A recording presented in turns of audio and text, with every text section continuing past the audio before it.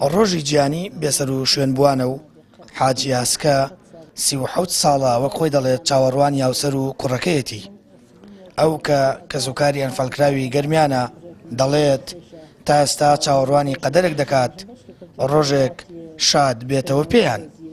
ڕزگاربوویەکی ئەنفالی گەرمیانش دەڵێت تا بینایی لە چاوەکانیان بمێنێت چاو لە دەرگا نابڕن بۆ شادبوونەوەی بێسەر و شوێن کراوەکانیان.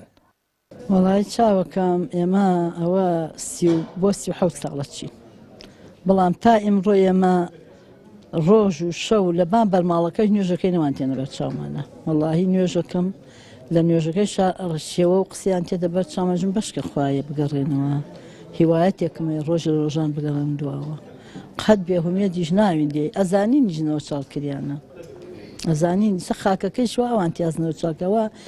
مەسەر کوڕەکەی من مێردەکەی من 48 دەلام پشت باوکمە دوی هەر زاوام بوێستی خۆشمان پیاوە سێکمانوێ کۆمبریاوە لەگەڵ کوڕەکەیشمە.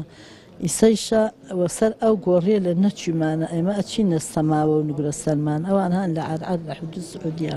لیوایەکی عەسکەری لەگەڵ گەلە جاشەکە هاتن دایکمیان برد لەگەڵ پورێکمان بەڕەحمەت بن. ئەو ڕۆیشتە کاتێک هێشتە سەر جادەی گشتی کفریکەلار کە خستێنە ناو سەیارەیەک و دایکم دەستیان بەرزۆ کرد. ئەوانەی گەڕاوەکانی دەبست ئەیگەڕێنەوە کە دایکمێکێک لەو ئافرەتانە بووە کە بە ڕۆژوو بووە فەردەی شەکرە وەختە 10 دیناری سویسری بووە. ئەم گڵاسی شەکەی سەندە بە دینارێک بە 2 دینار بە 3 دینار کە باوکم لە دەقەکانی کۆتاییە کە خۆحافزی کردووە لە دایکم دوو جاوتێتی گردن ئازاکە باوکم بە دایکمت باوکم دوو خێزانی بوو لە خێزانی دووەم کوڕ کچێکی بوو خوشک و براکەم 2 ساڵ و شتێک بوو خوشکەم کەم تقریبا 10 مانگ بوو.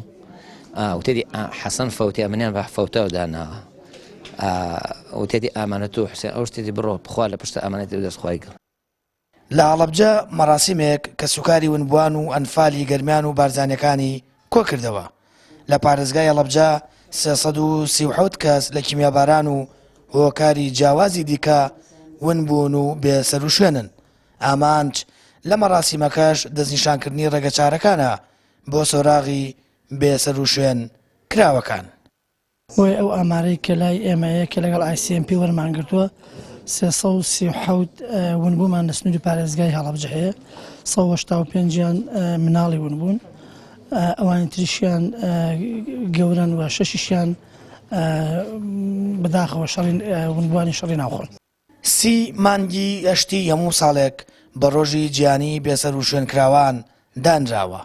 لە سەرتاسەری هەرێمی کوردستانی شالاکی ئەنجام دەدرێت بە وتەی کە سوکاری بێسەر و شوێنکراوان تا ئێستا حکوومەت هەنگاوی پێویست و جددی نەناوە بۆ سۆراغ و دۆزینەوەی ئەوانەی بێسەر و شوێن کراون.